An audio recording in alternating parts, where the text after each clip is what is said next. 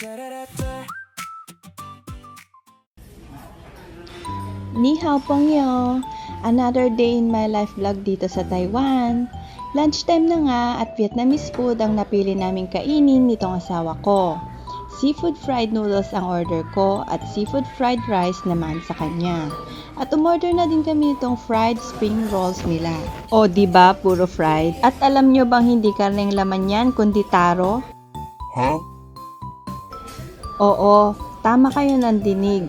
Gabi nga po. Parang ang weird, diba? Ganyan din akala ko nung una. Pero nang natikman ko na, masarap din pala. Nice. Meron pa silang isang klase ng spring rolls sa menu nila. Yun siguro ang mas kilala ng marami. Yung fresh spring rolls. Masarap din yun. Hindi na namin first time kumain dito. At madalas, itong mga to ang mga order namin. Way back 2011, nung unang tapak ko dito sa Taiwan, marami akong workmates na Vietnamese sa pinagtrabahuhan kong company dati.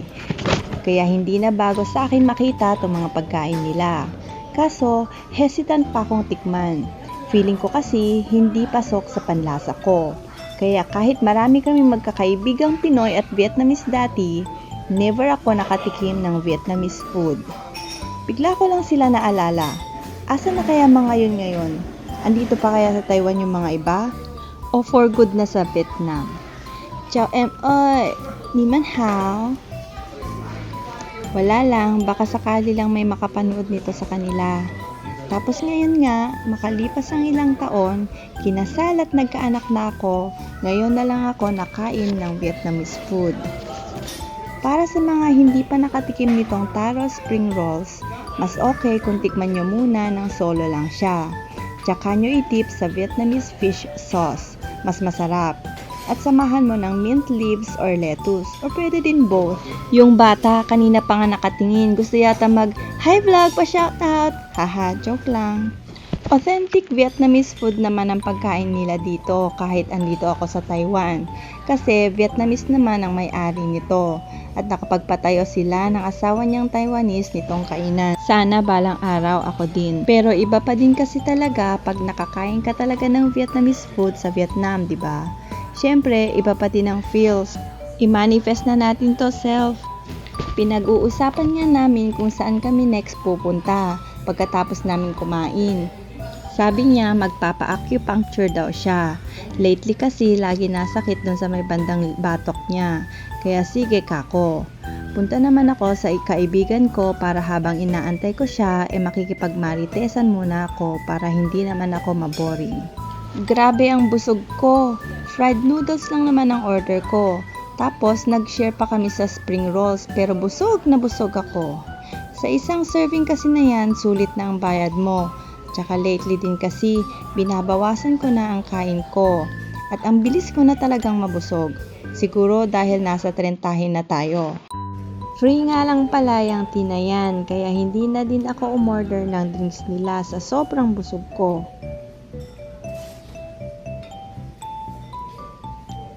Hinay lang self, ang lucky mo na.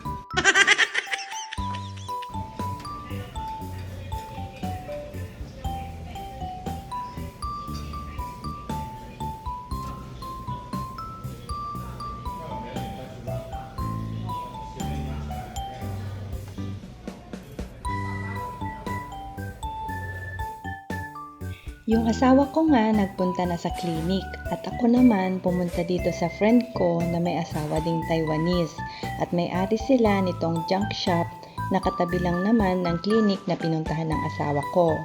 At habang nagpapatusok siya ng karayom dun, ako naman makikipagtsikahan. Marami nga silang alagang pusa, magkakapatid mga yan, iba lang ang mga ama.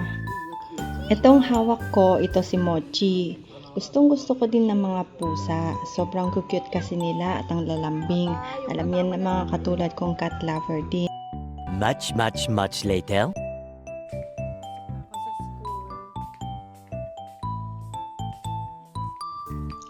Thursday ngayon, kaya tara, samahan niyo ako mag-aral ng Mandarin.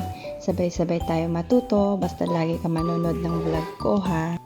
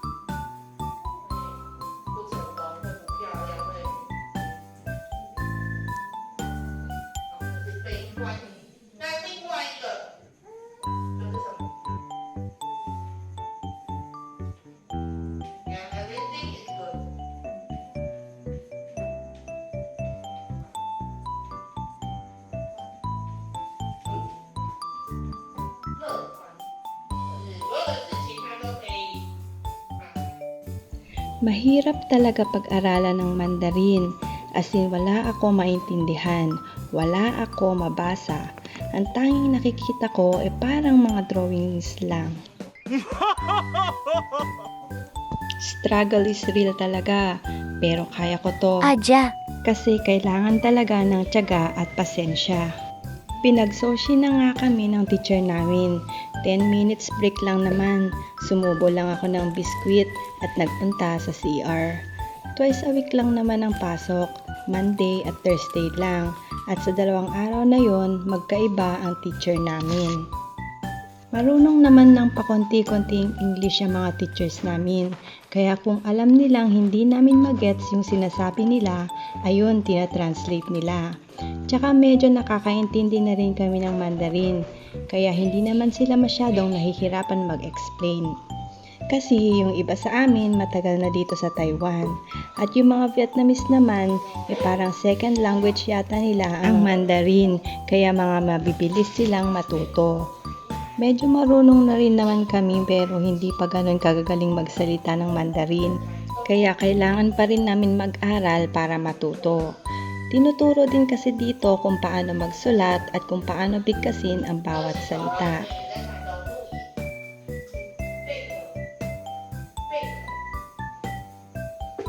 Seryoso yan?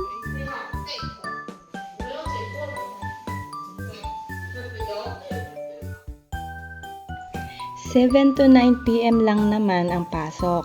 2 hours lang naman, mabilis lang. Kaya ayan, uwian na naman. 8:50 pa nga lang yan pero nag-aayos at nagliligpit na ako ng gamit ko. Parang estudyante lang na excited lagi umuwi.